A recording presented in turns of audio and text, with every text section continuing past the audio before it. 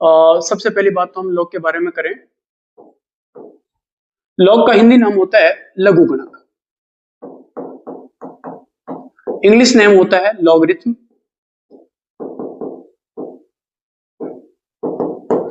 और इसकी बात करें तो log m की घात यदि n है तो इसको हम लिख सकते हैं log m, और ये जो आपकी घात है आगे आ जाएगी।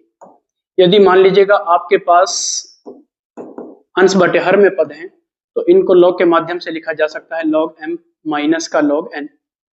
यदि आपके पास log m इंटू n है, दो पद गुणा में हैं, तो इनको हम लिख सकते हैं log m प्लस में log n। इसके अलावा आपके पास कभी कभी जैसे मान लीजिएगा हम बात करें log 1 का मान आपसे पूछ लिया जाता है, इसका मान होता है 0। और यदि मान लीजिएगा log बेस 10 पर आपसे 10 का मान पूछा गया है तो इसका मान होता है 1। और इसके अलावा यदि log 5 पर 5 की वैल्यू पूछी गई है 1। आगे हम बात कर लेते हैं log 2 का मान कहीं कहीं काम आ जाता है। log 2 का मान होता है 0.3010। log 3 का वैल्यू अगर आपसे कभी पूछ लिया जाए तो 0.4771।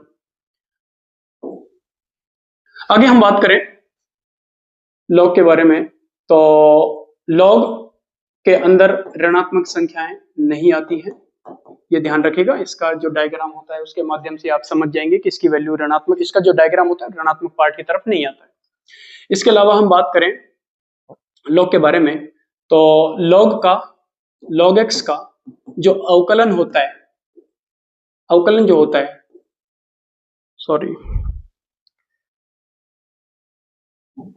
log का जो अवकलन होता है वो आपका होता है 1/x।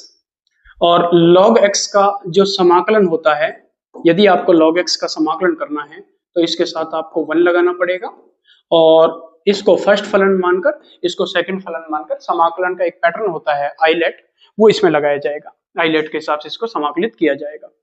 इसके अलावा यदि हम बात करें, एक मोस्ट इंपोर्टेंट बात है आधार परिवर्तन। आधार परिवर्तन की यदि बात की जाए, आधार परिवर्तन होता है आपका, मान लीजिएगा आपसे log बेस 5 पर और यहाँ पर आपको मान लीजिएगा आपसे x स्क्वायर का अवकलन पूछा गया है, तो आपको इसमें दिक्कत आएगी।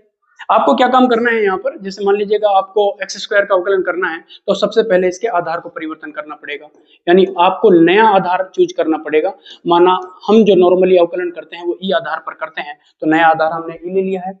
ये जो आपका है 5, ये आप नीचे लिख दीजिएगा और ये जो ऊपर वाला पद है ये आपका यहाँ लिख जाएंगे।